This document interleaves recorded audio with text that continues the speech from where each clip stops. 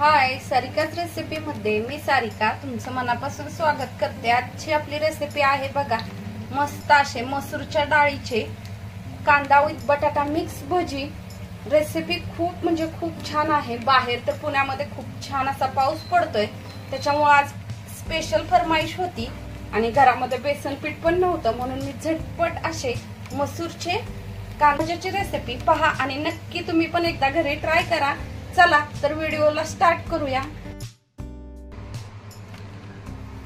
चला तर बघा, पुण्यामध्ये मस्त असा पाऊस पडतोय आणि घरच्यांची फरमाईश आहे की भजी खायच्यात म्हटलं तर आज आपण म्हटलं बनवावेत मसूरच्या डाळीचे भजी। तर मी 1 वाटी मसूरची डाळ घेतलेली आहे।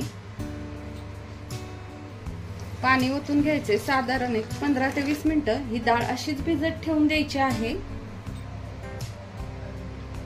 तोपर्यंत आपण कांदा वगैरे कट करून घ्यायचा आहे। आपल्याला मस्त अशी भजी बनवायच्यात। डाळ स्वच्छ धुवून परत भिजत टाकून घ्यायची आहे।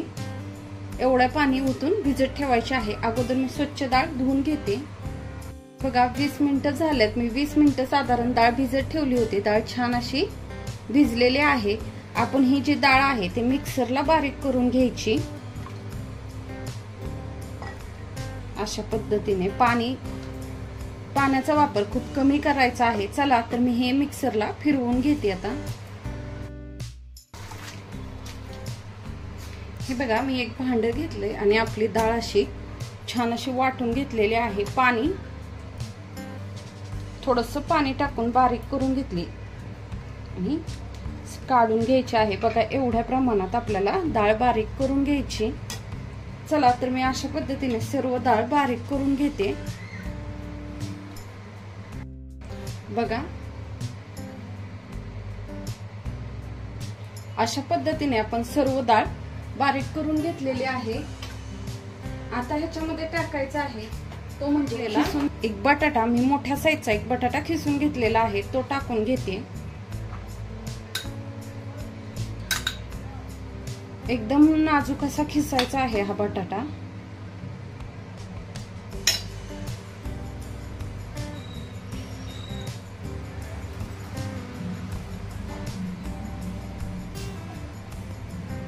बारीक चिरलेला कांदा,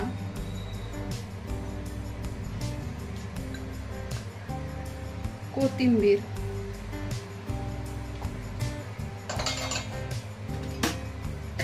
अर्धा टीस्पून हळद। मी एका साईडला तेल ही गरम व्हायला ठेवलेलं आहे। त्याच्यानंतर जिरं 1 चम्मच, ओवा अर्धा चम्मच, लाल मिरच 1 चम्मच। ही आपल्या चवीनुसार कमी जास्ती करायची आहे।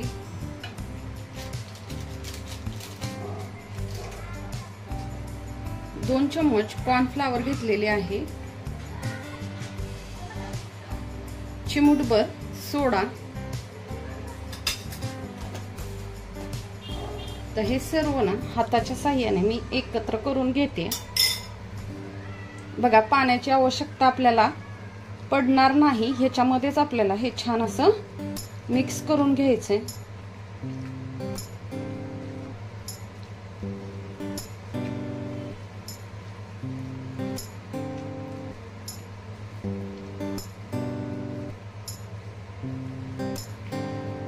डाळ बारीक करताना पाण्याचं प्रमाण थोडंसं कमी करायचं आहे। जास्ती पाण्याचं प्रमाण झालं की आपल्याला मग आपले भजी मग छान बनत नाही। हे बघा अशा पद्धतीने पीठ झालं पाहिजे आपलं।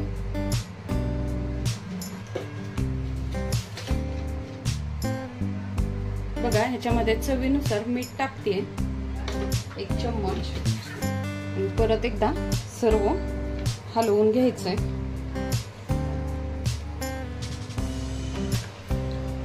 बघा मी तेल गरम व्हायला ठेवलं होतं,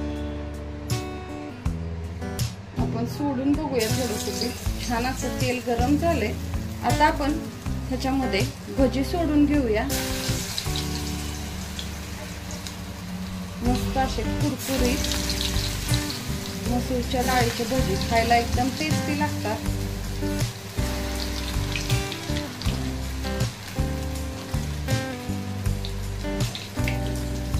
हलवून घ्यायच्या।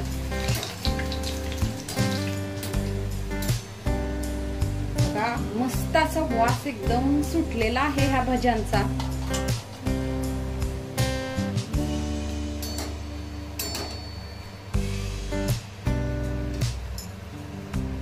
बघा कलर वगैरे खूप सुंदर आला की नाही आपल्या भज्यासारखाच.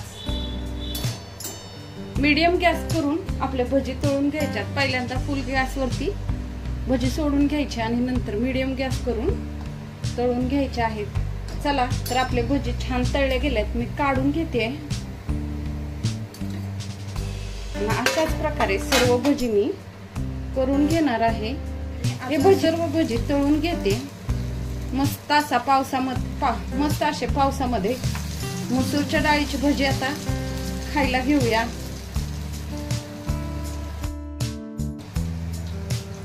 चला तर आपले भजी तयार झालेले आहेत. मस्त अशी मसूरच्या डाळीची भजी आपण तयार केल्यात. आपण सॉस बरोबर खाऊ शकता किंवा पुदिनाच्या चटणी बरोबर पण खाऊ शकता. मस्त असे कुरकुरीत क्रंची आपले मसूरच्या डाळीचे कांदा विथ बटाटा मिक्स भजी तयार झालेले आहेत.